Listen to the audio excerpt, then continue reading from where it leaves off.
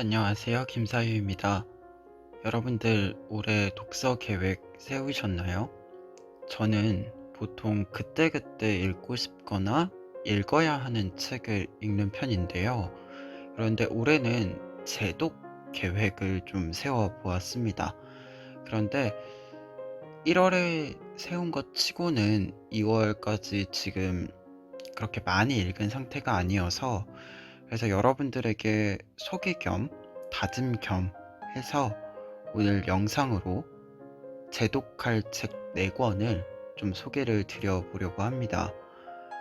4권의 책의 공통적인 특징은요, 책이 좀 어려워서 한 번에 이해하기에는 좀 힘들고요.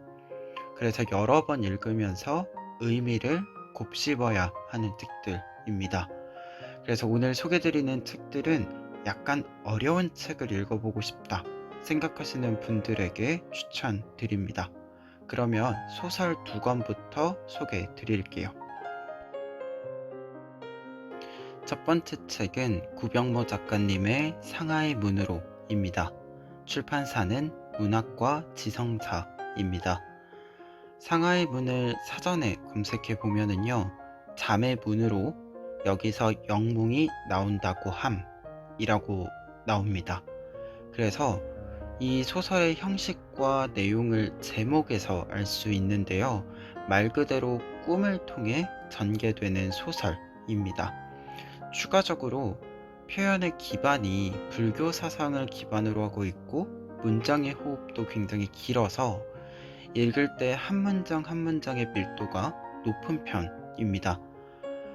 그래서 예전에 처음 읽었을 때 굉장히 이 부분 때문에 고생했었던 기억이 아직도 남아 있습니다.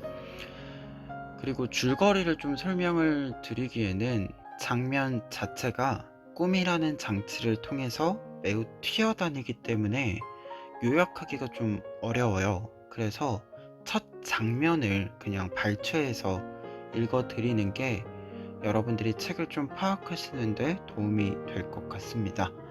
다만 책 전반적으로 구병모 작가님이 다른 작품들에서 보여주신 사회를 직시하는 표현들, 생각들, 이러한 것들이 더 날카롭게 나타나고 있는 책이다 정도는 소개를 드릴 수 있을 것 같아요.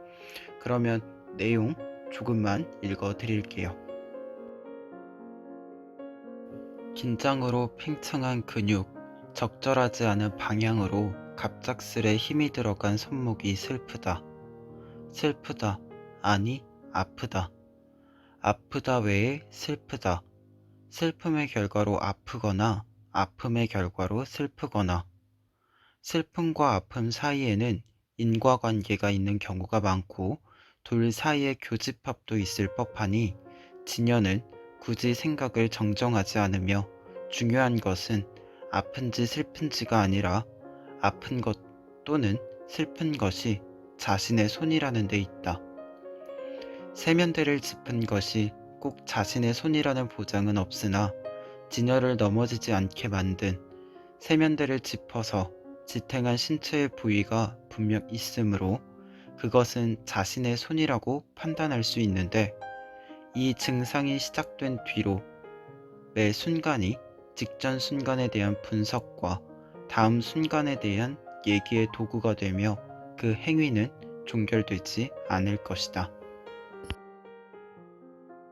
두 번째 책은 헤르만 헤세의 청춘은 아름다워입니다. 출판사는 을류문화사입니다. 표제작인 청춘은 아름다워를 포함한 9개의 중단편이 모여있는 소설집입니다. 소설들을 모두 읽었을 때 감상으로는 첫째로 인물들이 살고 있는 공간, 사람과의 관계에 대한 묘사가 굉장히 섬세했다는 점입니다. 헤르만 헤세의 서술이라고 했을 때 떠오르는 서정적인 느낌의 묘사들이 장점으로 다가온 책이었습니다. 두 번째로는 도가 사상과 관련해서 동양 사상에 대한 헤르만 헤세의 관심을 잘 알 수 있었고, 실제로 동양 사상을 활용한 표현들에 있어서 헤르만 헤세의 표현력에 굉장히 감탄을 한 책이기도 했습니다.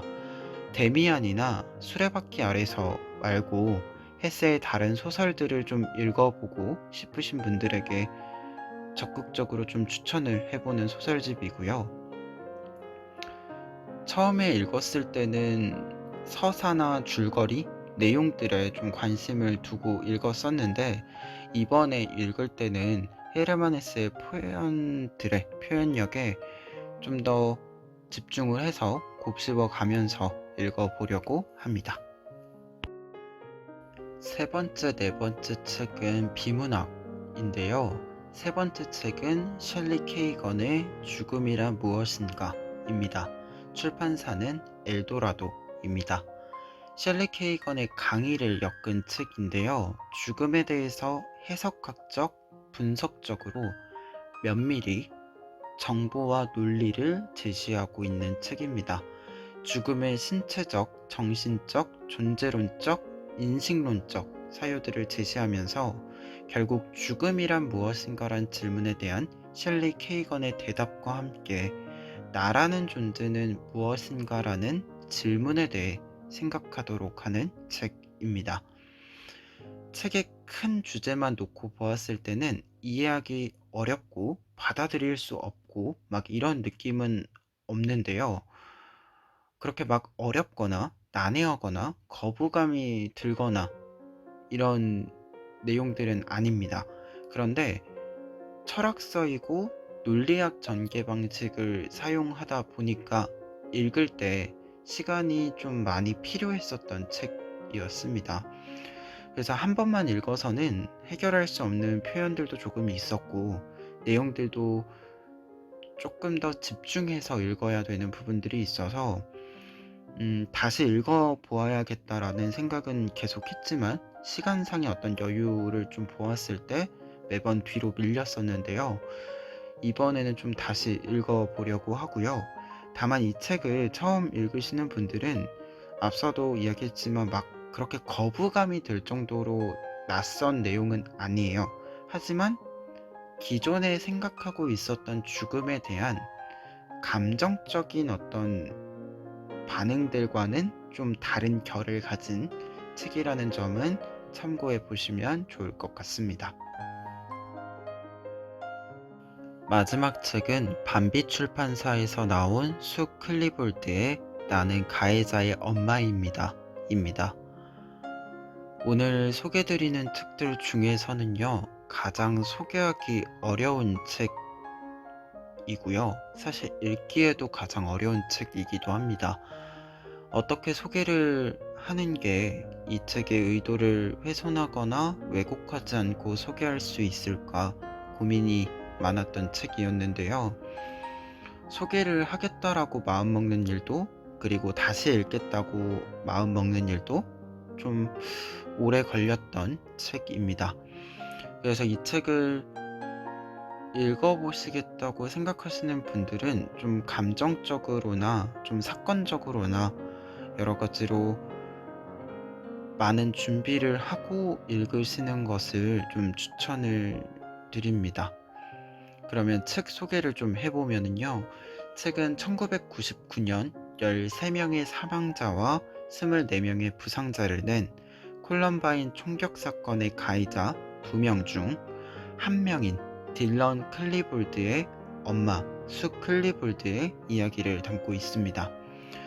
그녀가 생각하는 자신이 놓친 무엇인가를 찾아가는 긴 여정을 이야기하면서 자신의 경험이 누군가에게는 도움이 될 수 있도록 또 다른 비극이 발생하지 않도록 바라는 마음을 조심스럽게 풀어가고 있습니다. 그래서 비극의 책임에 대해서 회피하지 않으면서도 해야 할 일을 한다는 것, 이 어려운 일을 하기 위해서 많은 시간을 쏟고 있다라고 좀 이야기 드릴 수 있겠는데요. 다만 저도 이 책을 읽을 때 좀 온전히 받아들이기에는 어려운 부분들이 굉장히 많이 있었어요. 그럼에도 굉장히 좀 다시 읽어보아야 하는 책이고 많이 생각해 보아야 하는 부분들이 좀 있어서 다시 좀 읽어보려고 합니다. 그래서 다시 읽을 때 분명히 또 받아들이기에 어려운 부분들이 있을 거라고 생각을 해요. 그래서 이 책을 다시 읽을 때는 무언가 좀 목표나 목적, 이러한 것을 뚜렷하게 세우는 것보다도 내가 이 책을 얼만큼 좀 받아들일 수 있고, 이 책에서 이야기하고 있는 주제들이라던가 내용들을 또 어떻게 생각을 이어갈 수 있을지에 대해서 조금 더 열어둔 상태로 읽어보려고 합니다. 그래서 다시 좀 읽으면서 시간이 좀 많이 흘렀거든요. 제가 이 책을 처음 읽었을 때랑 지금이랑. 그래서 얼만큼 더 많이 수용을 할 수 있는, 받아들일 수 있는 그러한 좀 준비가 됐는지 또 확인을 해 보도록 하겠습니다. 오늘은 제독할 측 4권을 소개해 드렸는데요. 저는 원래 책을 소장할 때 다시 읽을 것인가라는 질문을 항상 합니다. 그리고 이 질문을 할 때마다 습관적으로 좀 이전에 읽었던 책들을 또 읽으려고 독서 계획을 좀 하는 편인데요. 근데 또 제독을 하다 보면 새 책을 못 읽다 보니까 제독을 할 때 약간 좀 빨리 읽을 수 있는 책들 위주로 읽게 되는 편이에요. 그래서 오늘 소개드린 책들처럼 시간을 좀 많이 투자해 주어야 되는 책들을 피하게 됐었는데요. 올해는 좀 계속 피했었던 이 책들을 한번 읽어보자, 좀 독서 계획으로 좀 목표로 삼아보자 해서 이렇게 여러분들에게 영상으로 소개도 드리고 저의 좀 다짐도 남겨봅니다. 그러면 오늘 영상은 여기까지이고요. 저는 추천할 책들이 좀 쌓이면 2월이나 3월 추천 영상으로 또 찾아뵙도록 하겠습니다. 오늘 긴 영상 시청해주셔서 감사하고요. 다음 영상 올라갈 때까지 즐거운 독서 생활 하시길 바랍니다.